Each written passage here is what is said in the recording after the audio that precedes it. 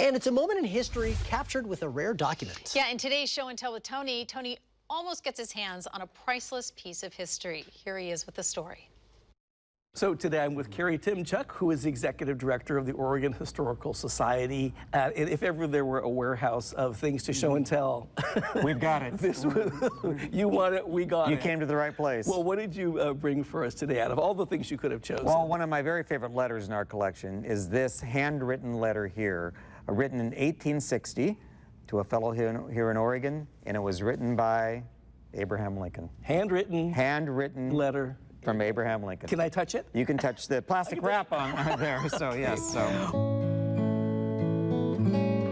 Wow, so what do we know about this? Well, it was written to a fellow named Simeon Francis, who was a friend of Lincoln's from Illinois, and Francis had moved out to Oregon and was working for Lincoln in the 1860 presidential election. Oh, okay. The first election Oregonians voted in, presidential-wise, because we became a state in 1859. Right. So Lincoln was the Republican candidate. Wow. So he's writing to Simeon to give him some news about the families, but also to reflect on the election.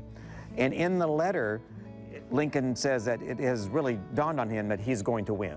And so not only is it a historical document, but it has an Oregon connection. Yes, has a great Oregon connection. So here's a man just 3 months away from being elected president, and he's taking the time to write to a friend of his in Oregon and share some thoughts. You're around documents like this quite often. You've been here 10 years plus. Yeah. Was it still a thrill to you? Oh, to see, to touch and to see something. Yeah. That handwritten letter from, certainly one of the greatest presidents of our time, if not the greatest, from Lincoln. Why are these historical documents relevant to us? Why do we care? The late David McCullough, the great historian, he once said that history is who we are and why we are the way we are, which I think is a great quote. History is not just memorizing names and dates and places. It's seeing things and touching things and seeing the sentiments and the emotions and bringing it brings it to life. That, it's easy to think, oh, Lincoln, he lived, all those years ago. But here he is with us today through this letter. I can sense your enthusiasm about this and about history, and this is giving me a big clue into why that you're a four-time Jeopardy champion. Yes. Because you know a lot of stuff about a lot of stuff. I'll take Abraham Lincoln for 200, please. So good to see you, and thank you again for sharing this. This is lovely. Thanks. I love that.